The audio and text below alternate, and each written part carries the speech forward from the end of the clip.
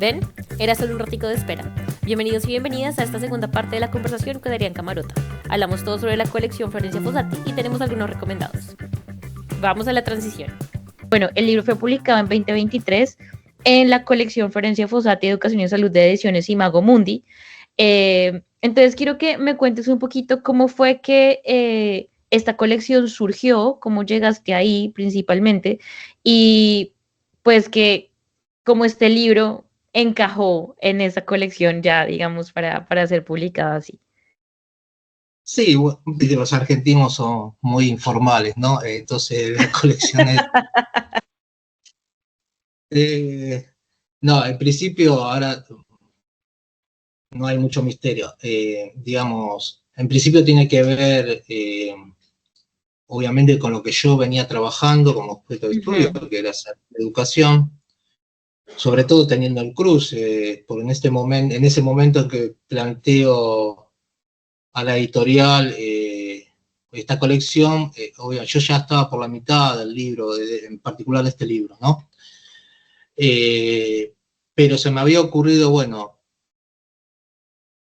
son dos políticas públicas muy, digamos, fundamentales en nuestra historia argentina, a pesar de que ahora tenemos un gobierno que está atacando todo lo que es público, ¿sí? Estos gobiernos ultra de derecha, pero vos pensás que el sistema argentino, en Argentina, incluso los mismos liberales, ¿no? Construyen un sistema gratuito. Entonces, tanto educación como salud son históricamente dos de las políticas, creo que más importantes en nuestra historia argentina, ¿no? Y a mí me interesaba ponerlas en perspectiva, ¿no? O comparadas, o hacer esos cruces, como en este caso hago en este libro, ¿no?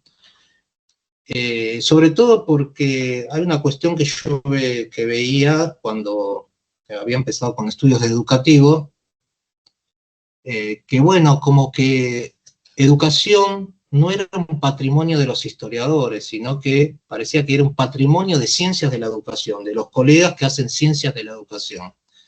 Entonces yo veía que en algunas publicaciones que hablan de, incluso colecciones, ¿no? Que hablan, bueno, políticas públicas en la Argentina, Estado, políticas públicas, bueno, aparecía salud, no sé, justicia, defensa, no sé, bueno, un sinfín de temáticas, pero educación es como que... Entonces, particularmente a mí me interesaba hacer una colección donde aparezca como políticas públicas tanto salud como educación, que es un poco lo que yo venía trabajando en los proyectos que yo dirijo en la universidad. Son proyectos interdisciplinarios, porque parte de algunos de los libros salen de estos proyectos, digamos, ¿no? Donde somos como equipos muy interdisciplinarios, tenemos historiadores, sociólogos, antropólogos, nutricionistas, y a veces de distintas provincias de la Argentina, o sea, un trabajo disciplinario. Entonces, bueno, todo eso me interesaba expresarlo en una publicación. Entonces, a mediados del 2023 hablé con el dueño de la editorial, que ya había, o con uno de los dueños, que ya habíamos publicado ahí un libro sobre profesionalización de la salud en Argentina, y bueno, les planteé esta posibilidad. El tema es que nosotros empezamos en diciembre, creo que las primeras publicaciones fueron, sí, en el 23, fin del 23, bueno, mi libro, el libro de Alejandra Álvarez sobre el festejo del Día del Estudiante en tiempos de dictadura, y arrancamos con 2 publicaciones, y bueno, se fueron sumando. Hoy creo que contamos ya con 13 publicaciones. Ok. Tenemos un par de publicaciones que están siendo editadas todavía, o a veces los tiempos de la editorial a veces se extienden, que una de estas publicaciones es la que me habías planteado vos, de políticas de niñez, de salud, etcétera, etcétera. Y la publicación tiene estudios educativos, estudios de salud, algunos, por ejemplo, cicatrices en la pandemia, que habla sobre las consecuencias de la pandemia del COVID. Bueno, tenemos también sobre enfermería, también post-COVID, digamos, historias ligadas con la historia del sistema educativo. Entonces, es muy amplio, es muy interdisciplinario también, porque los que publican son colegas que vienen desde distintas disciplinas, y es una publicación que estamos contentos porque está creciendo, y estamos contentos aparte porque el contexto político, económico de Argentina se ha agravado, las universidades están con menos recursos para solventar estas publicaciones, porque hay que solventarlas. Pero a pesar de ello, digamos, va creciendo, ¿no? La verdad que 13 o 12 libros hasta ahora publicados en un año y pico, porque, insisto, arrancamos en diciembre del 23, la verdad es que es todo un logro. Sí, completamente. Es todo un logro. Claro.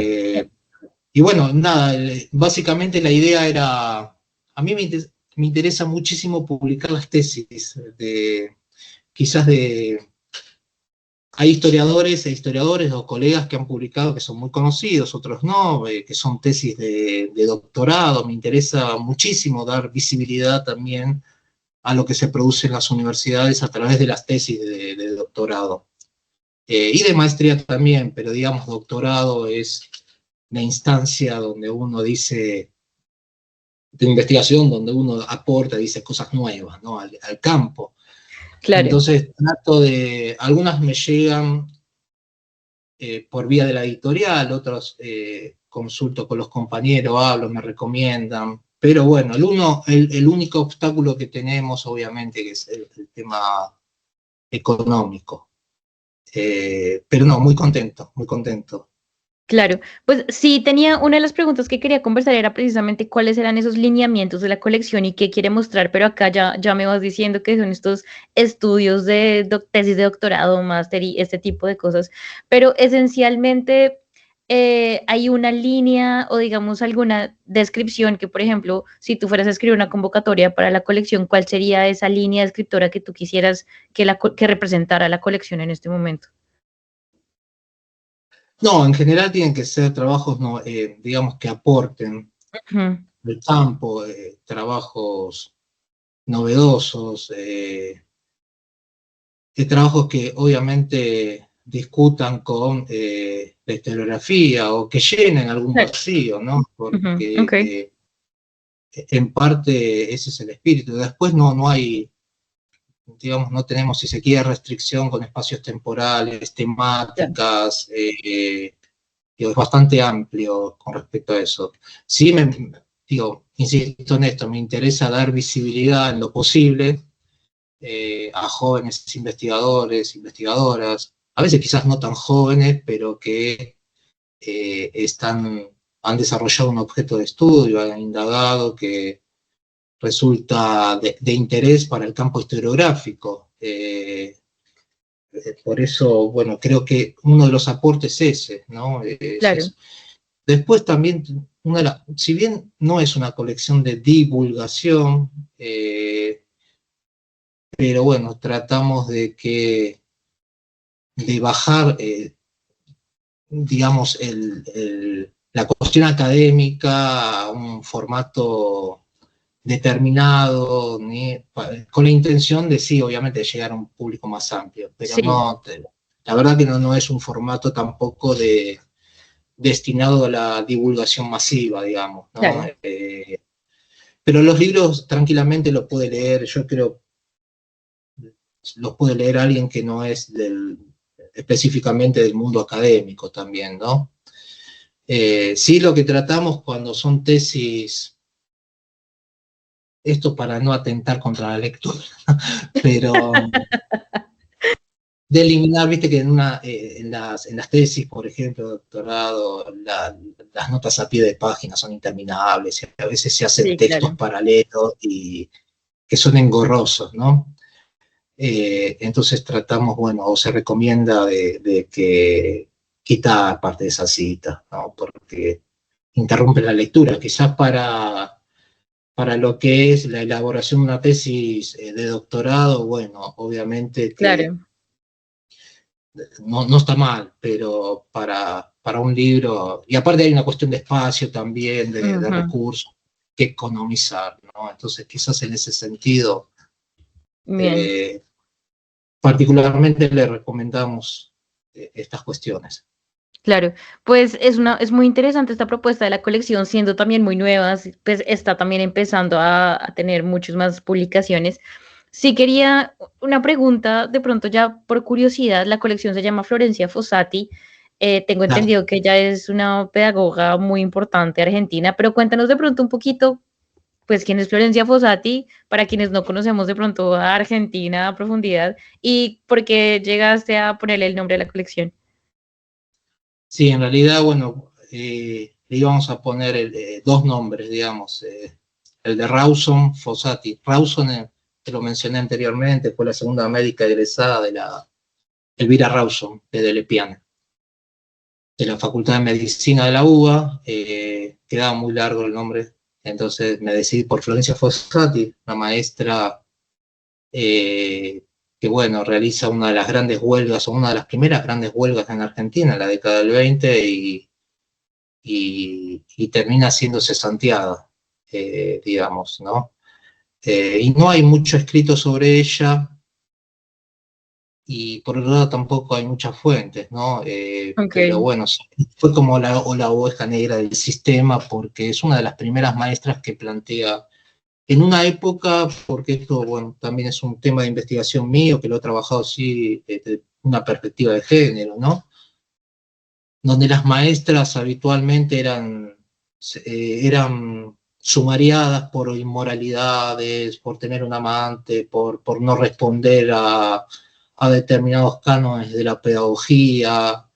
Y bueno, los sumarios, cuando uno lee los sumarios que hacían los funcionarios varones, aparecen todas esas representaciones de género, bueno, terrible, que estaban muy ligados con la docencia, bueno, con la idea de mujer, que aparecen también en la medicina.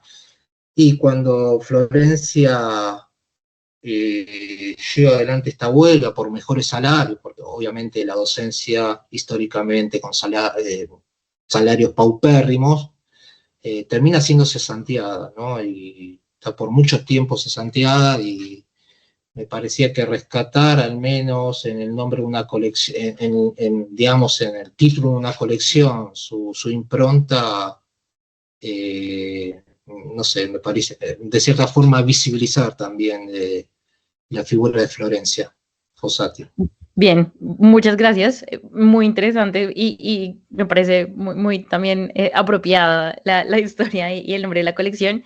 Bien, ya vamos llegando al final de esta discusión, pero sí quiero aprovechar para discutir algo que ha venido desde el inicio de la entrevista y es hablar sobre la divulgación. Lo mencionabas no solamente con tu libro, sino Sí, con la importancia de la colección. ¿Cómo ves esa, bueno, primero la necesidad de divulgación y cómo ves esa relación con la docencia, con la necesidad de hacer divulgación y pues con la necesidad de seguir haciendo investigación, por supuesto, ya que estamos en esta vida académica? ¿Cómo ves ese panorama, digamos, ahorita en sus necesidades y cómo lo haces tú, digamos? sí, yo creo, a ver, es muy personal, ¿no? Pero creo Claro, que, claro. en principio, creo que si vos lo ligamos con el campo académico, me parece que ya estamos en un tiempo en que la escritura académica tiene que resignificarse o cambiar determinadas cuestiones, para hacerlo más accesible, incluso te digo, incluso no te digo entre un público más amplio, incluso te digo entre nosotros. Claro, de Eh, acuerdo, sí, sí vale la pena. claro, viste que en este último tiempo, no sé, a modo de ejemplo, incluso se discutía el uso de la X, o si seguíamos usando el universal masculino. Bueno, yo no he tenido en revistas académicas, no he tenido con eso, yo utilizo el los y las, no la X.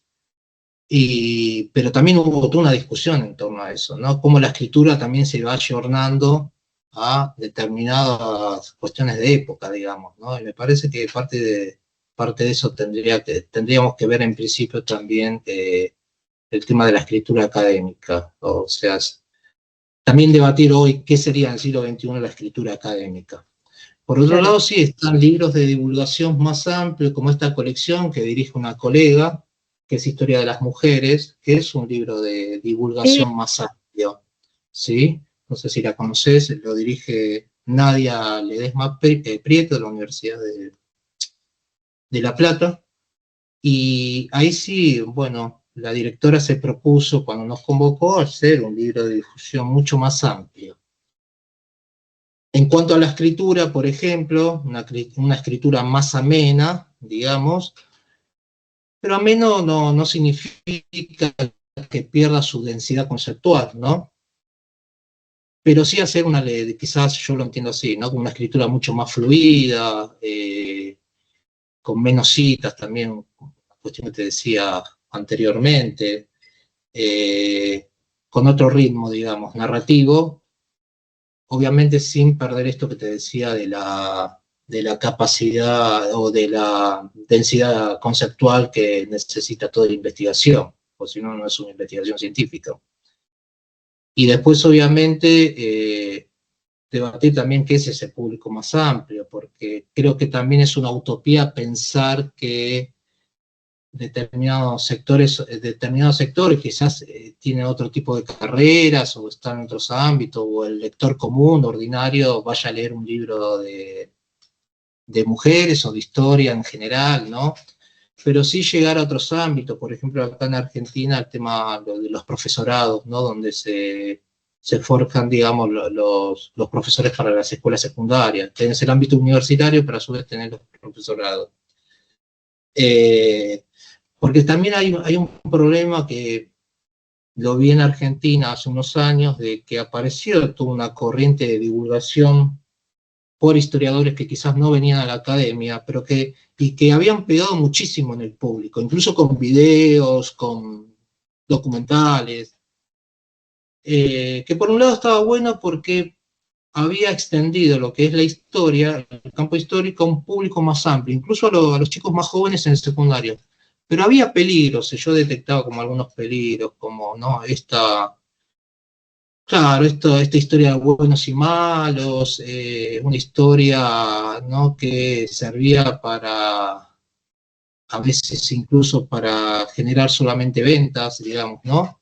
Para un mercado, para responder a cierto tipo de mercado, la falta de esto que te decía, de densidad conceptual. Entonces, me parece que también ese tipo de divulgación, no digo que sea peligrosa, pero que también de cierta forma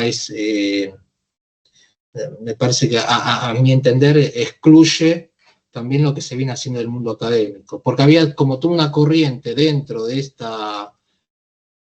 estos ámbitos de divulgación que rechazaban también parte del trabajo académico. ¿Sí? Okay. De los historiadores e historiadoras que estaban en el archivo, levantaban fuentes, ¿sí? Pero a su vez era cierto también que uno podía detectar que muchos chicos jóvenes, chicas, también se entraban a la historia, les empezaba a gustar la historia, la discusión histórica, por parte de estos trabajos de divulgación, no tan académicos. Entonces el desafío es hacer, desde la academia, producir textos justamente que generen en un público más amplio ese interés, ¿no? Claro, que también se relaciona con la diversificación en la docencia, las estrategias que uno tiene que empezar a incluir, como también para generar interés o generar compromiso, que también es otra discusión muy amplia, muy interesante que toca tener en estos que tú estás mencionando también. Precisamente sí, el uso de las sobre... nuevas tecnologías, Claro. la inteligencia artificial, digo, que es todo un desafío, no digo para la docencia del ciclo medio, sino también para la docencia universitaria, ¿no? Sí, sí, completamente.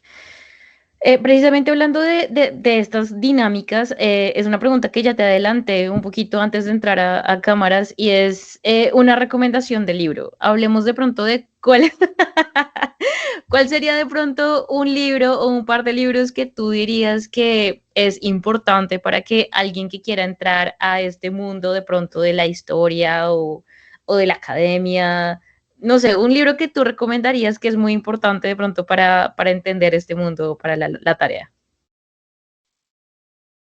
Es una pregunta Difícil. imposible. No, no, pero es imposible, porque se me viene a la cabeza, y aparte injusta también. Uy, No, a ver, si uno dice historia de la salud para el caso de ujú, Argentina, bueno, que es el libro de Diego Armus ok, sobre historia cultural de la tuberculosis. Digamos, es un clásico. Tengo entendido que ahora se va a reeditar y creo que va a ok, extender el espacio temporal, ¿no? Porque ahí aparece el tema de la enfermedad, un poco lo que veníamos hablando, ¿no? También ujú, la cuestión de la medicalización de la sociedad, de fines del siglo XIX, distintos actores sociales, en clave claro, cultural, ¿no? Aparecen distintos sí, registros eh, documentales, ¿no? Y aparte es un clásico para lo que es historia de la salud. Aparte, Diego es obviamente que es un referente lo que es la historiografía, ¿no? De sí, nuestra, o al menos para la historia de la salud en Argentina. Y ese me parece un libro que es para que cualquier estudiante que quiera ingresar a los estudios de salud debería tener en su biblioteca. ok, Ni en PDF, digamos, comprar el libro, que hoy también otra problemática más, ¿no? también, Ni, o sea, el libro entero. Después, no sé, particularmente hay un montón de libros históricos de ujú, distintos registros. Te voy a mencionar uno que es viejísimo y que tiene que ver con alguna cuestión que yo trabajé en algún momento que me interesa muchísimo, que es la historia oral. Que es el libro de Daniel James, Doña María. Digamos, un libro que yo lo leí de joven, que me impactó. Daniel James, que es un historiador británico, vino acá a la Argentina a hacer la historia del peronismo y se fue a Berisso y Ensenada, en provincia de Buenos Aires, zona fabril industrial, donde nació el peronismo. Y se encuentra con el relato de Doña María. O sea, a través de Doña María, que aparte tuvo una historia militante, desde los orígenes del peronismo, llega hasta la época de Menem, en los 80, en los 90. Daniel, es muy interesante cómo utiliza la historia oral, con todos los recaudos metodológicos, todas las críticas que se le puede hacer, y reconstruye la historia del peronismo a través de Doña María. Digamos. También es una estrategia interesante para justamente aquellos y aquellas que están interesados en la historia oral. mm, Digo, hay una, hay un sinfín de libros claro, que discutan súper interesantes. Historia de las emociones, bueno, por ejemplo, el de María Bier sobre la ah, inmigración. sí, ujú, Eh, bueno, todos los trabajos de María también son súper sí, interesantes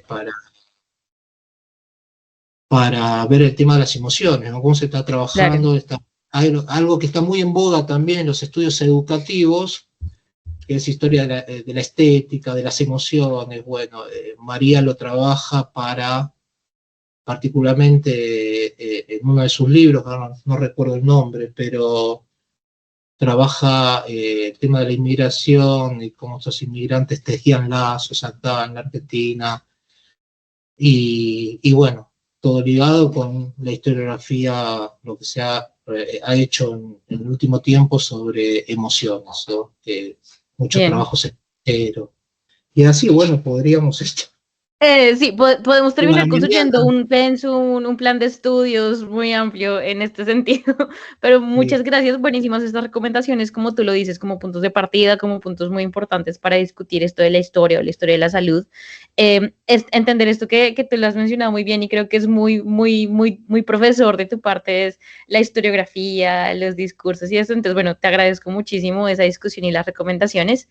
Quiero preguntarte si nos puedes de pronto dar una red social o un correo electrónico tuyo en donde las personas que les interese tu trabajo o más información sobre tus investigaciones puedan contactarte o saber un poco más. Y también, si es posible, por favor, un contacto para la colección, o no sé si tiene una red social, creo que no la he visto, pero para la colección. sí, sí, no, la red social de la colección son Ediciones Imago Mundi. Ya, Sí, Ediciones perfecto. Imago Mundi, y ahí están todas las novedades, no solamente de esta colección, sino también de la editorial en general, que tiene títulos muy interesantes en lo que es el campo de las ciencias sociales. Perfecto. Y bueno, el correo es Adrián Camarota con doble M, 2000 @gmail.com.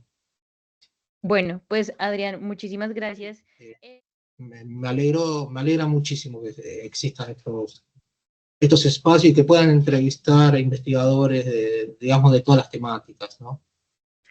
Muchas gracias, es nuestro objetivo y pues qué bueno que estemos teniendo tan buen recibimiento. Esperemos cualquier otro libro, cualquier otra novedad que quieras conversar, tenemos los brazos abiertos. Entonces, de nuevo, muchísimas gracias por aceptar la invitación y apoyar este proyecto de Academiciando. Y a quienes nos escucharon y nos siguieron toda esta conversación, recuerden de seguirnos en todas nuestras redes sociales como @academiciando, dejarnos sus preguntas, sus comentarios, todo.